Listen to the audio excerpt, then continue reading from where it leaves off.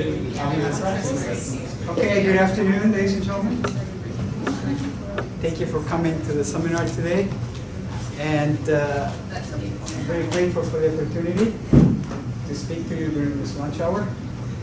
I tried to come a little bit later to catch the pizza, but I'm a little bit too early for that. So I guess I have to say something first. And the topic today is curing cancer has been difficult. Can engineering help?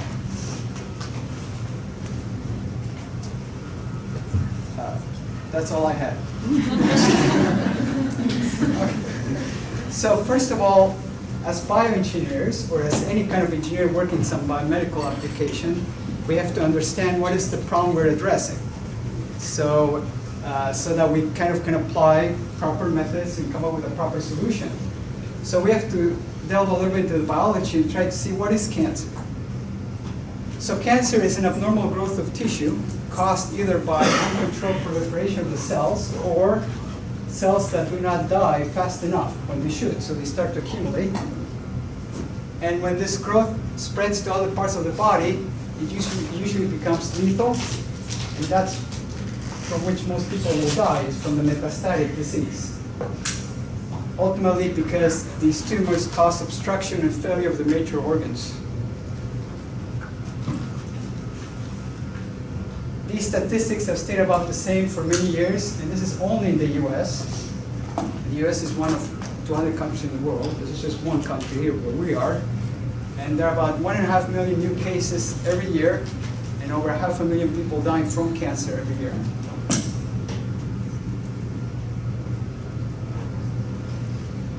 So the word cancer actually comes from the ancient Greeks, who observed these growths on people in different parts of the body.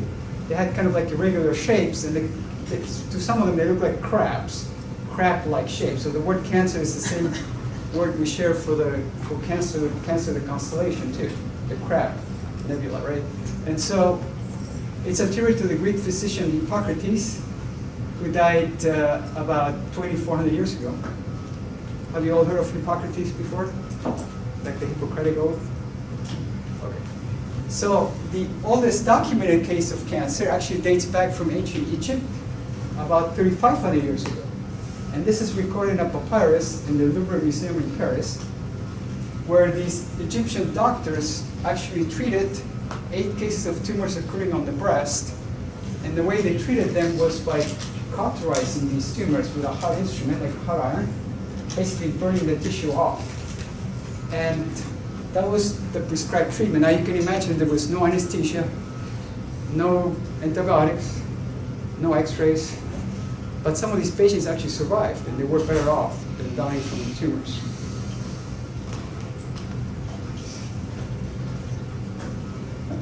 So if you look at normal cells dividing in your body, and this happens in all of your organs, some of the cells in your body divide daily. They proliferate daily. What kind of organ has cells proliferating daily in your body? Does anybody remember this? Skin. Skin, what else? Yeah. Yes. Gut, the intestines, the mouth. Yeah. Others don't proliferate that often. So some of them may never proliferate actually anymore from the embryonic stage. So in normal cell division, when cells divide, and you might have taken cell molecular biology with some other professor here, and if you remember, there are very explicit mechanisms to check if the division was done properly, if it can be corrected, and if it cannot be corrected, then the cell actually destroys itself. That's called apoptosis. Or if it cannot destroy itself, it'll put out little signals and ask the immune system to destroy it. And when these systems fail, these damages accumulate, and the body cannot get rid of this growth of cells that's occurring. That's how the tumors start. Now what happens if you have a room full of people like here and you ordered a slice of pizza for everyone, and then one person, one of you, starts proliferating in this room, and now there's 10 of you, but there's only so many slices of pizza. What happens to these 10 people who showed up? They don't get pizza. They don't get pizza. So what do? Do they just sit around and die? No, what are they going to do? No, they're going to text for more pizza. Well, that's exactly what happens. The cells start to accumulate here on the left. They send out these little signals to the vasculature, which is the source of their food. And these angiogenic factors, so-called, will trigger the vasculature to start growing towards these cells, to give them more nutrients, more oxygen. So the cells, we must never forget, and I say this to my class, right? The cells are alive. They're not inert things like chairs and tables. They're going to sit there and die. They're going to try to survive. And so they send out these signals. The vasculature starts growing towards them. And now these cells are able to get nutrients. But it's never enough. By the time the pizza gets here, now there's 100 people who are not invited showing up. They keep proliferating. So they text for more pizza. And all of them are texting at the same time. And so this response of the vasculature is very disorganized and completely chaotic. And it doesn't, and with the increased proliferation of all these cells, it cannot keep up with them.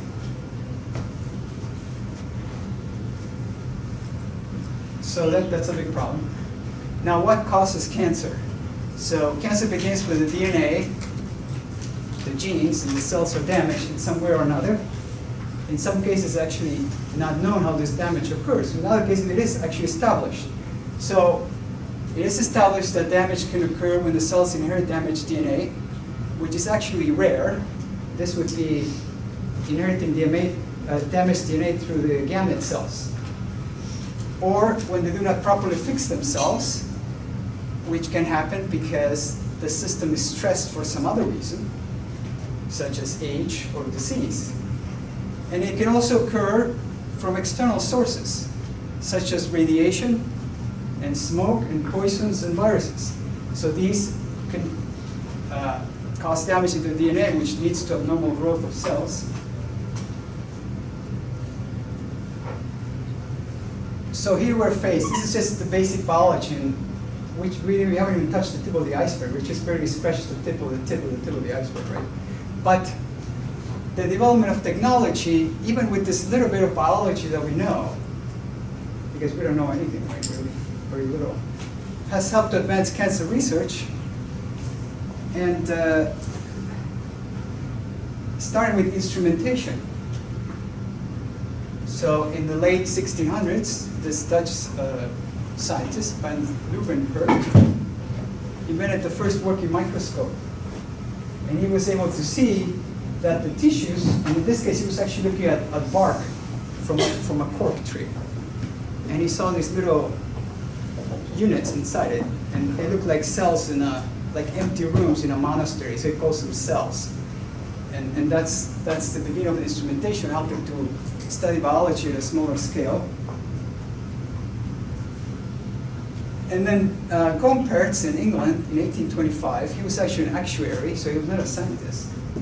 But he calculated when people die for insurance and annuity purposes. And he realized that the age incidence of death increased exponentially as people got older.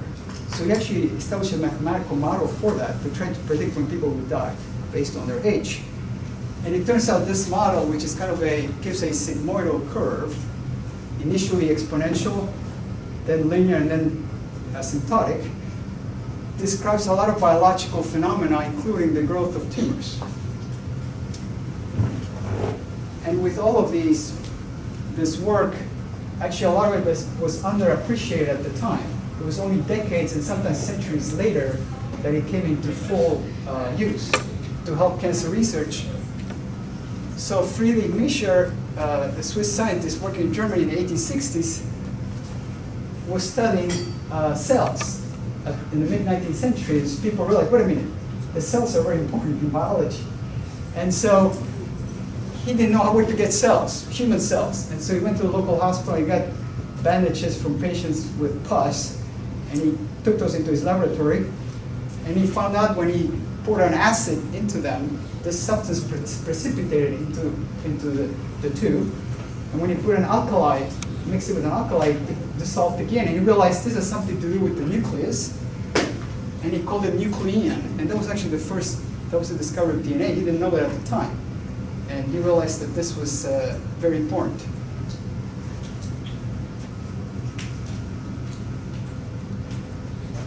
And then this scientist here, William Coley, in the 1890s, working in New York, he figured out that patients with cancer could be cured if you injected them with the Streptococcus bacteria.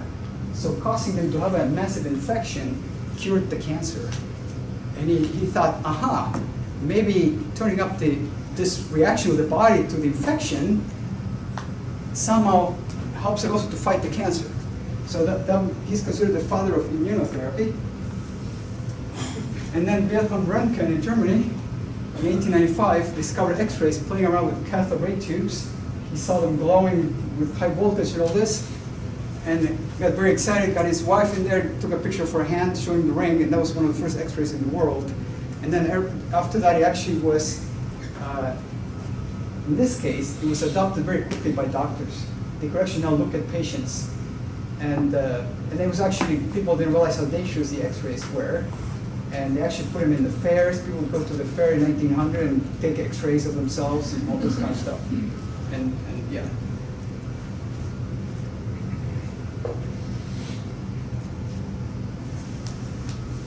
Still trying to figure out how to cure cancer. It was not getting fixed. None of these things were really helping in a way to make a tremendous difference. And so Paul Ehrlich, in the 1940s, thought, well, now that antibiotics are finally established, it took almost 60, 70 years for antibiotics to be accepted by doctors as being something that helped patients. He thought if we could come up with something similar for cancer, if we could deliver something to these cells and that only they will get, then we can cure it just like we did with bacterial infections with antibiotics.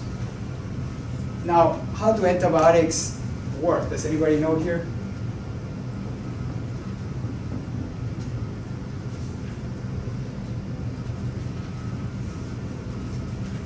I don't know either. Okay, next.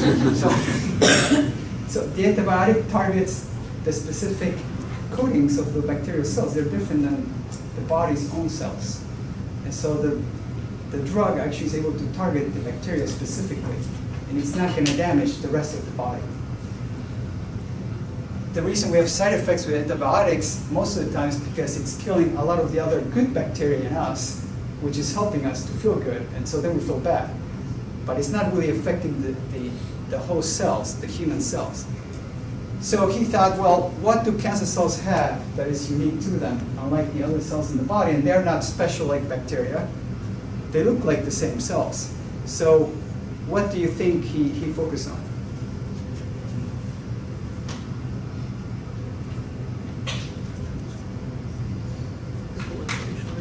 That they proliferate, yeah, that they proliferate fast. And so he thought, well, if we target these drugs to jam up the proliferation of cells, it's going to get to these cancer cells and stop the tumor. Unfortunately, there are other cells in the body that also proliferate, like we just said, in the mouth, in the gut, in the skin, all kinds of other systems. And so there can be massive side effects from this.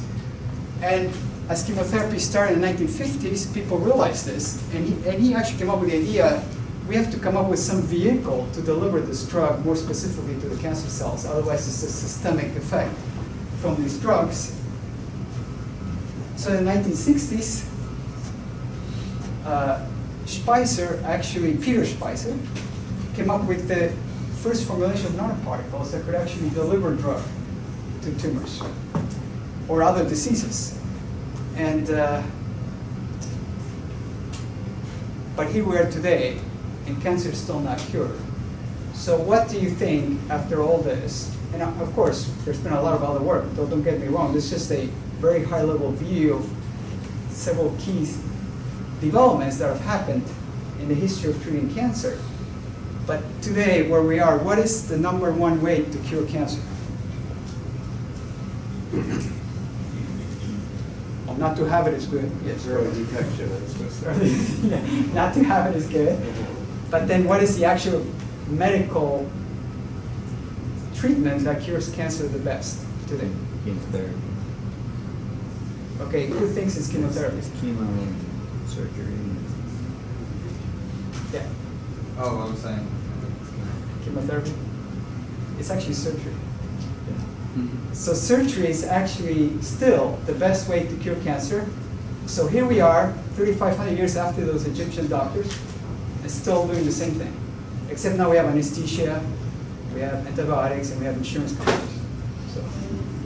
So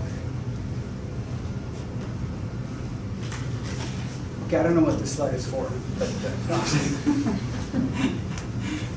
so if we think about a road, right, and the mailman wants to deliver letters, deliver the mail to all the houses on the road, you have to have a mailbox, you have to have the road get to you, right? If you're off the road, or you don't have a mailbox, you're not going to get the mail, unless your mailman is like some sort of hiker or something, right? But it's not going to happen. And so that's why surgery is still the #1 way to cure cancer, because chemotherapy, nanotherapy, whatever else we put into patients does not get to all the cells, because the road to get there is what? What is the road to get to all the cells in your body? What? The vasculature, yes, the vasculature. But the cells and the vasculature are not organized. They cannot create an organized system like the rest of your body right now. If you look at yourself, every cell in your body has access to nutrients and oxygen. If it didn't, it would die, and you would actually probably be in pain. Right? And there's actually diseases where that happens. Like with people with bad circulation, the legs might start turning blue, the toes turn black, because then it's not getting enough circulation. That's exactly what happens to tumors. They turn blue, they turn black, they necrose, they become hypoxic, and they essentially die. And so when the road doesn't get there, the cells cannot all be treated with the drugs, with the nanoparticles. So these are some of the main features of tumor vasculature and why it's abnormal. The vessels, first of all, are leaky, sort of like a hose that has holes in it. So the pressure drops, right? So when the tubes have holes, the pressure will drop. And also it leads to hemorrhages. The vessels are tortuous. What does that mean? Yeah, they're twisted up beyond their normal range. There's actually specific ways in which vessels will branch and twist in the vasculature. And maybe you learned that in anatomy and physiology. But in cancer, they don't follow those rules. And so they might just make sharp turns in ways that actually makes the flow suboptimal. They have irregular flow. So it's actually been shown that the flow into tumors can flow backwards or not flow at all for a while, for several minutes. So it's completely messed up. And then worse of all, I would say, the distance between them is too large, because these new cells keep coming up, pushing things apart. And so these cells are just not getting enough. So the distance to get the nutrient and the oxygen is just too far for them. And so the way we get into these tumors with chemotherapy or nanotherapy or any other kind of systemically administered treatment is going to flow through these vessels, and it's not going to get to all of the cells. This also affects radiation, because radiation needs for the most part, needs oxygen to work. It also targets proliferating cells. So in this picture here, in collaboration with one of my colleagues here, Anne Van de Ven, who's now at Northeastern University, she was actually injecting this Dextran Tracer, which is a harmless tracer, into mice. And this is actually a picture of the tumor with its vasculature lighting up with the tracer going through it. And in this particular tumor from this patient, which was implanted in the mouse, you can see the vasculature. It's actually, all of this is tumor. So the tumor is actually, in this case, well perfused in this region, and the tracer is getting to a lot of it here. And she actually calculated how many particles were adhering into the tissue. So in this case, about 3,000 were getting stuck. And the particles themselves are in red. And blue are the red blood cells. So the colors are not, blue is the red blood cells, the red is the nanoparticles.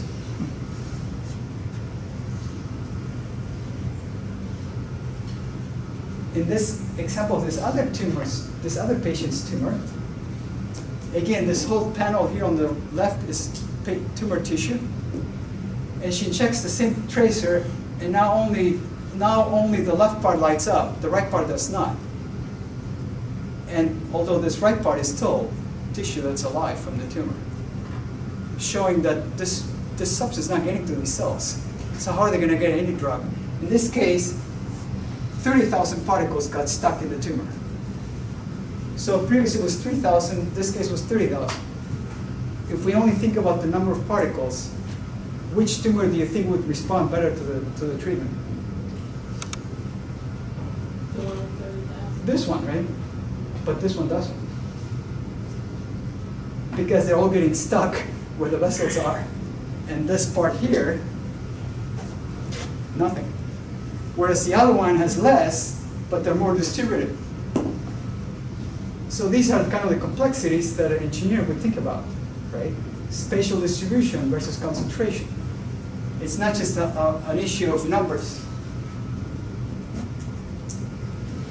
So the sober reality about cancer is that more targeted and sophisticated drug molecules or even nanovector delivered drugs can be designed to treat cancer, and they have. Many, many of them, and literally billions of dollars, and still ongoing today. But if they cannot reach all of the tumor cells to achieve cytotoxicity, then the cancer may not be cured. So sometimes it works because there are other conditions, and there are other things that happen, and so it works. But in many cases, it does not. And these cells may come back after a long time, or they may come back right away. It depends on their environment, depends on the type of cancer. So the situation is that designing and experimentally testing variation in drug molecules, in nanovectors, and therapies targeting patient-specific heterogeneous tumors leads to essentially what I call an infinite number of possibilities.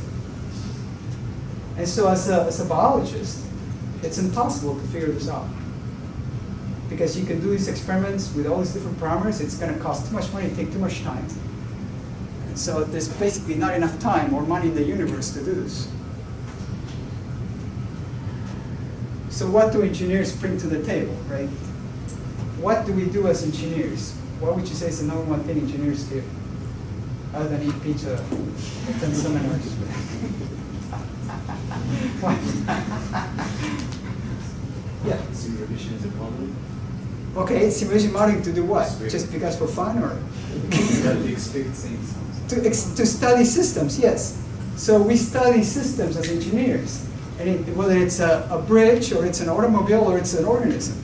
We study systems, and we use abstraction to do that, right? So mathematics is the language that can be applied to abstract systems so that they can be analyzed. So if we were doing this from a biological perspective, we could just study, say we are studying how cats catch mice, which was actually my graduate project. And then we can do experiments. That's a joke, that was not my project. So we can test a small cat, see how it does. We can test a large cat. We can test a white cat. We can test a young cat. We can test a sick cat. We can go on and on like this. Or we could do modeling and simulation in some way, which is what engineers do at some level, to simulate the behavior of domesticated felines. Domesticated because we're going to deal with tigers and other kinds of cats. So to do this requires the abstraction of the concept of a cat in terms of catching mice. And so we use mathematics to do this kind of abstraction. Now, this kind of abstraction has been applied in the last 400 years by physicists to study the physical world and all the complex interactions, such as gravity and atoms and even galaxies. So this has been going on for over 400 years, building on work from other proto-scientists already in the Middle Ages looking at these things. But in biology, applying this kind of analysis has really started to occur about 100 years ago. And just now, in the last 50 years, has been taken more seriously. So we are actually in the infancy of having engineering and mathematics being applied to biology and to the medical field. And this is ultimately what we're doing is we're applying mathematics as our language to the study of complex systems, in this case biological systems. Whoops. So, yeah. So if we think about the mathematical modeling, computational simulation, experimental measurements, and then also calibration of these models, can we put all this together and come to a clinical application? And in some way or another, that's what we are trying to do. So the philosophy here, there's always some philosophy to what we do, and it's not just because philosophy was the first science with the Greeks, right? But because we have to step back and think about things, right? That's what philosophy is. And so molecular and cellular events cannot completely account for cancer behavior. So that's a premise here. The tumor behaves as a complex system. But even today, I would say this premise is not universally accepted, especially among some clinicians or even biologists. They do not necessarily agree on this. I went to a seminar once, as you, when I was a student, and the first thing the speaker said is, we are just a pile of 1 trillion cells. And I thought, wait a minute, I mean, I'm an engineer, right? I cannot decompose myself into 1 trillion cells and still be myself as a pile of cells. It doesn't make any sense, right? So the idea that the molecular cellular events do not completely account for cancer behavior is fundamental to the work of engineers. Otherwise, we can decode the human DNA and all diseases will be cured. Has it happened? No, it's not going to happen.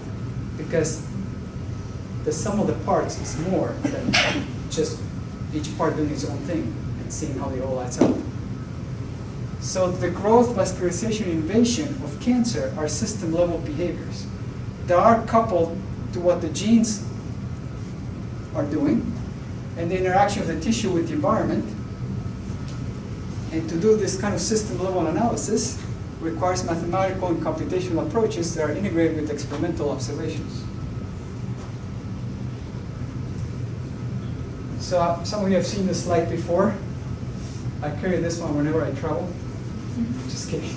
So this is actually, on the upper left, this is actually the large intestine. And you can see it has a very regular structure. It has these folds that repeat at regular intervals. It has this vasculature. Look how beautiful the vasculature is and how it separates from itself to make sure that the organ is well vascularized to absorb the nutrients from the intestine. And other features as well. But if we look into it, zoom in with the microscope, we can see cells on a basement membrane. And within each cell, which is super complex, as we know now, cells are very complex and probably much more complex than we can imagine, sits the DNA, and it's being expressed to determine what the cell will do. And so how does this activity of individual cells lead to the creation of this beautiful organ? Or for that matter, for any of our organs or yourself. First as an embryo, then as a baby, now as a young adult, then later on as an older person. How does this happen? And I guess we don't know. That's kind of the secret of life, right? We don't understand this. If we understood, we could have created artificial organs. We could have cured cancer already. So it's amazing that this actually can happen and how it interacts with itself within the system. We're trying to do this for cancer. So you see the challenge. We cannot understand it for regular organs, and we're actually trying to do this with cancer. So the methodology is to do a model development, determine parameter values based on experimental and clinical data, hypothesize the effects of these parameters, and then do a computational experimental study that then provides feedback to refine this model. And ultimately, through this iterative process, to arrive at something that can represent the disease, and then hopefully guide what doctors can do with it. How to treat it better, how to figure out how long it's going to take to do this or that, instead of perhaps guessing or basing it on data from a few hundred people in a clinical study.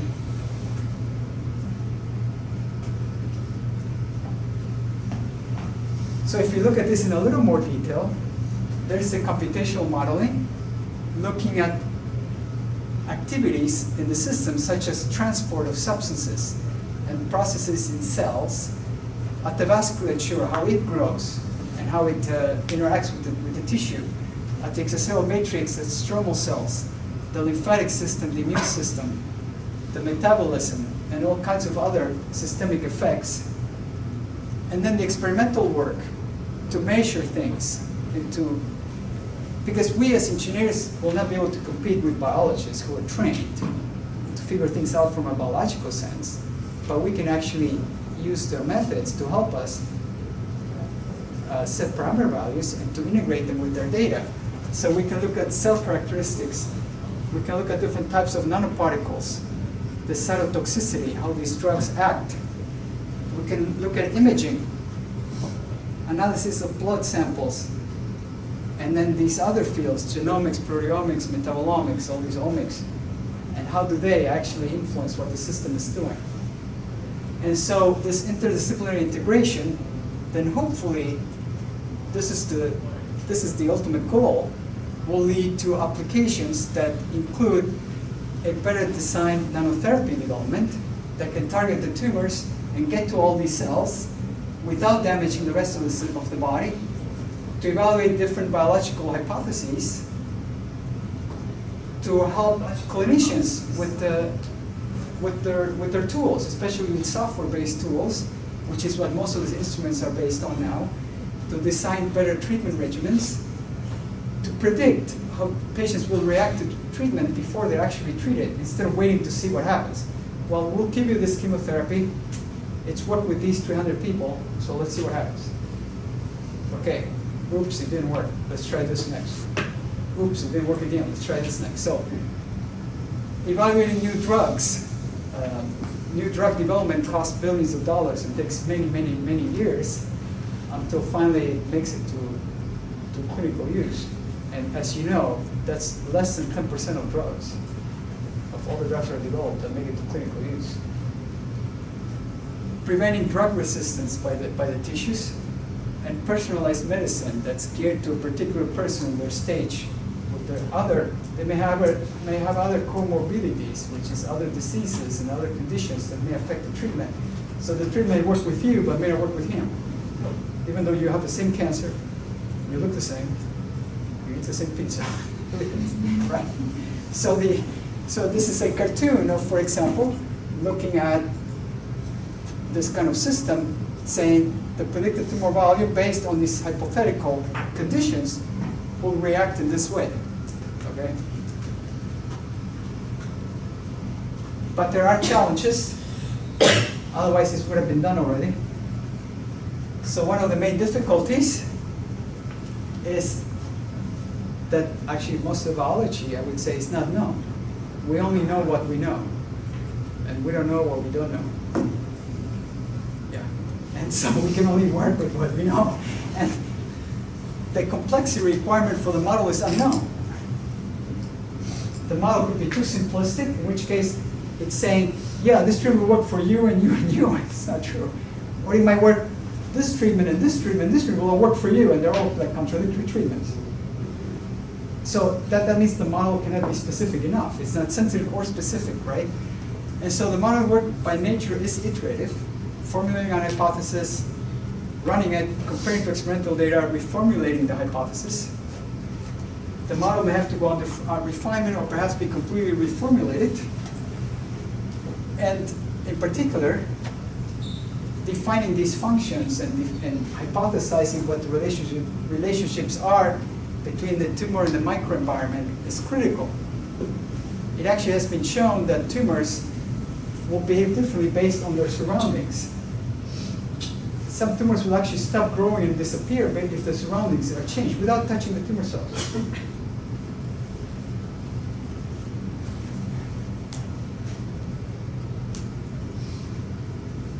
So more specifically, looking at the mathematical modeling of cancer, the tumors can be represented as incompressible fluid flowing in a porous medium.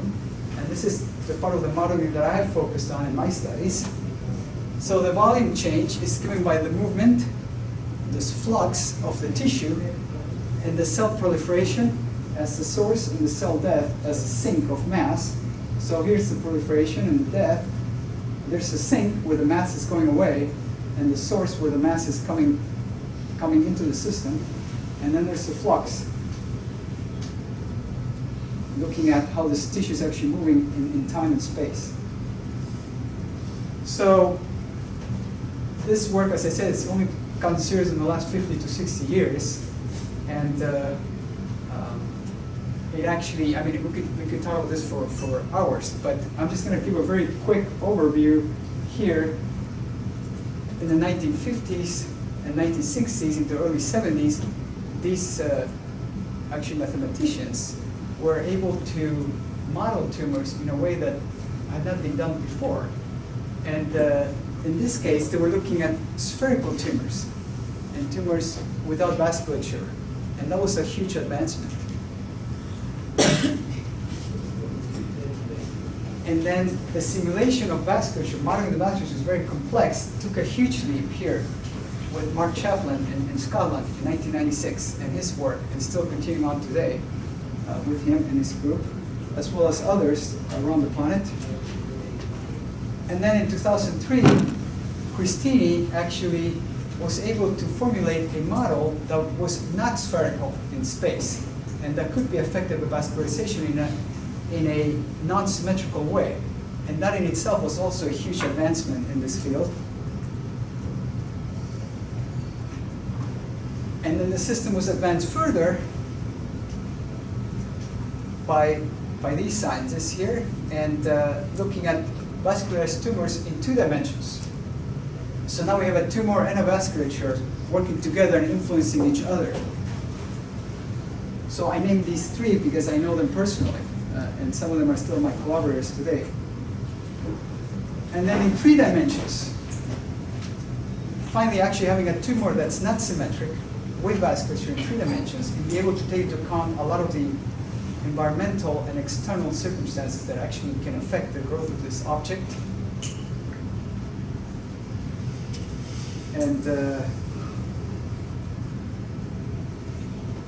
And I would be remiss to fail to mention that actually a lot of this work since the 2000s and early 90s also was done by a very famous mathematician at UC Hermann, John Lowengraf, who actually I also know personally. And I was honored to work with him as a postdoc. And so he actually stands behind a lot of this work. I think I'm going to stop right here and take questions now.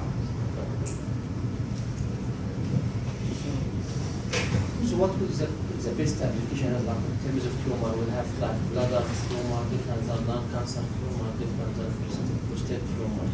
So if you try to use your simulation and the computational models, how you can fit each type? Because everyone has its own behavior. Yeah, so the question is, how come this kind of modeling may fit to different types of tumors that have all different kinds of behavior? So that's a crucial question, because depending on how the system behaves, different proliferation rates, different kinds of invasiveness, different kinds of cell adhesion, different kind of vascularization, all this has to be reflected in the parameters of the modeling, so that the model can actually create these types of cancers specifically. Yeah. And so the work to do that is actually not trivial. It's actually very difficult. And so some of this work here was done, for example, studying brain tumors. And later on studying other kinds of tumors, such as tumors in the liver or the pancreas. I have a second question. Right now, you know that the imaging, there is big progress in the imaging. So is there any way that we can complete accurate, non-invasive computational model for example, like you mentioned, the brain or for lung, especially it will be very difficult, especially for the brain and the lung to make your model based on some in vivo information. Right. So is it any way that we can just count only on imaging, different type of imaging? These are the images that give you anatomy, or the imaging that give you functionality, like the visual MRI, test, contrast agent, imaging, and all that stuff. I'd say it's both, because the model is usually ends up trying to project something in time. Yeah. the behavior done. The imaging is particular snapshot, unless you can do different times and then come up with rates from that. But without, I mean, looking at the functionality, looking at the structure, that could be translated into parameters of the model so that the vasculature behavior can be simulated properly. Yeah. But it's not easy. Yeah. What, when you're creating these models, what kind of software are you using? Are you writing your own things? Are you creating mathematical models in other software packages? What? So, yeah, so the creating a model, many times it's done just mathematically. Right.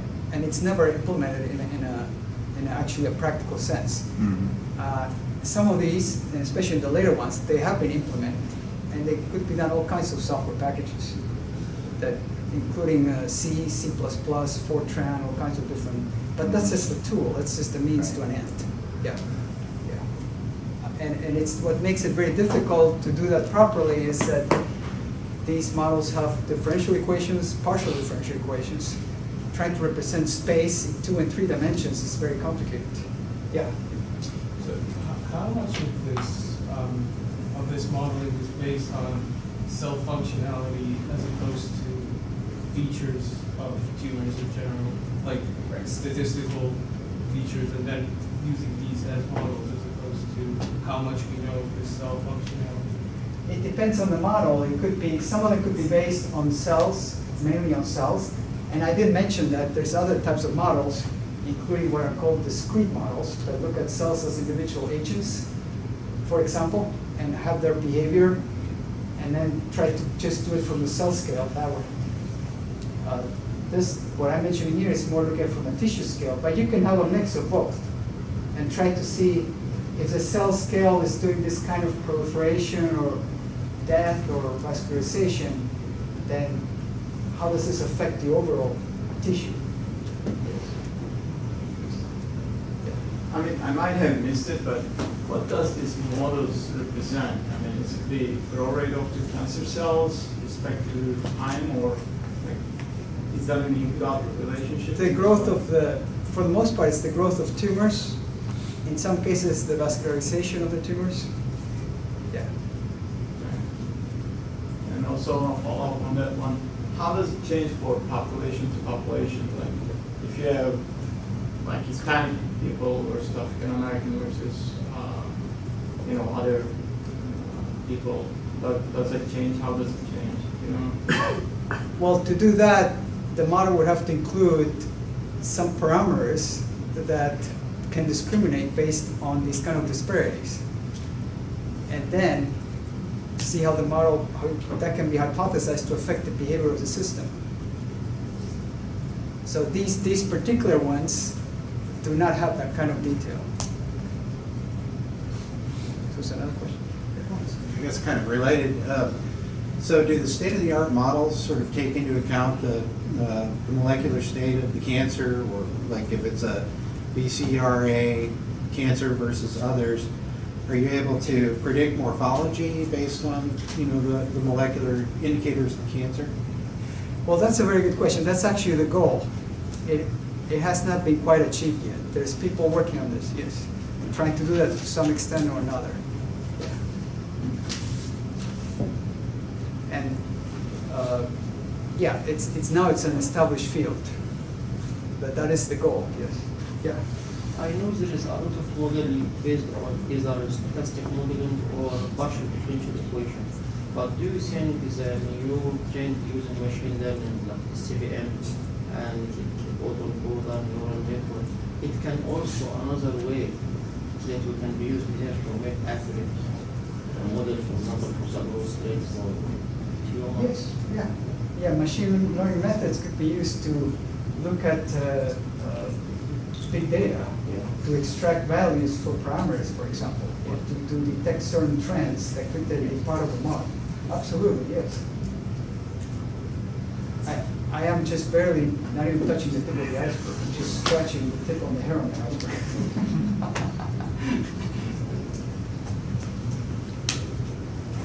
Any more questions? So we Well, thank you.